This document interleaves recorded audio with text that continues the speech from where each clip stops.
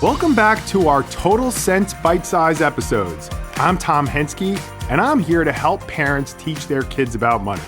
Today, I'll be preparing you for your next money dinner time conversation with your kids. In this short episode, I'll give you a few questions to help prompt the conversation. Nothing more, just some helpful questions to ask, and I'll also give you some of the responses you're likely to hear. This should be enough to help pique their curiosity about money. You are simply stopping the trend of money being a taboo topic in the household. You're not trying to claim that you're money smart yourself. You're not trying to make them a financial guru. You're just getting the conversation going to open their minds. Let's jump right in. Today's episode, inspire them to be charitable. Helping your child understand the importance of charitable giving has two parts. First, giving away their money, and second, their time in the form of service. Both kinds of donations are valuable. They could be combined or they could be chosen one or the other depending on the situation. There are some adults who are probably more inclined to just write a check, whereas kids may feel that they have more time than money to donate. But again, both are important. Here's how I started the conversation with my own kids. I used a quote by Thomas Jefferson. "I deem it the duty of every man to devote a certain portion of his income for charitable purposes, and that it is his further duty to see it applied and to do the most good for which it's capable." As a family, we feel fortunate for everything we have just because we have gratitude and we want to try and give back. But we have to keep in mind that donating money is still an outflow which we need to keep track of, just like we would anything else, groceries or car payments or entertainment. Step one is helping them understand the lingo. Here's the question you should kick off with. Have you ever heard of the word philanthropy?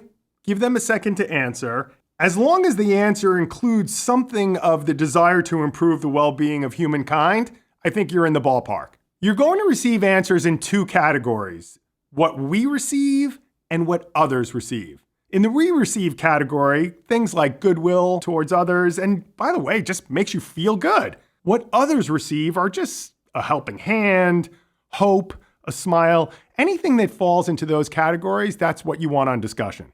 Step three is make it real world. Here's your question. What are the ways that we can give? You're looking for two themes here, parents: money and time. Money's easy if you have the money to give, but time is actually a more interesting conversation. You want them to answer questions like, what am I good at? What talents do I have that others could benefit from? And then I think it's a good time for you as a parent to tell a story. Those stories about the times that you were giving are the ones that are going to stick in their head. Let me give you an example of what I used at the dinner table.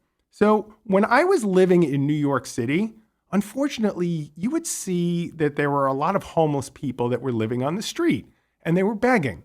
And I always wanted to give money, but I wanted to make sure that it got used for the things that I felt were important.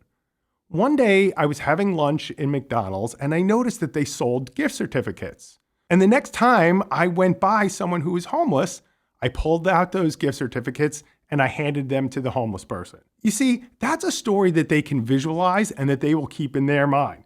But don't stop there. Now ask your kids, did you ever have a time that you were charitable? And don't let them just stop at a one-word answer. Ask them, who did you help? How did you help them? What was going on in your head? And most importantly, why did you choose to give? I think when you help kids think at that level and let them tell their stories, it just increases the chance that they're going to go out into the real world and do that more often. Step four, you're going to make this conversation present tense by kicking it off and asking the question, do you have a particular charity that you like? Let them answer. They may not, but you'd be surprised. They might have thought about it. Who is that charity? Should we have a family charity that we support? Remember Thomas Jefferson's quote. He advocated for not just financial donations with no strings attached, but he also encouraged people to go make sure that the money was being used wisely. Ask your kids, should we research a charity before we donate?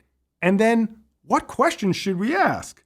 This is certainly something that they haven't put a lot of thought into, but you want to send them to online resources like Charity Navigator or GuideStar or Charity Watch, where they can actually plug in the names of the charity and get all sorts of information, real data of where their money is going to work. Step 5 is what I'm calling the bonus stuff. It's not a gotta do, but it certainly is a nice to do, and they're fun things that you could do as a family.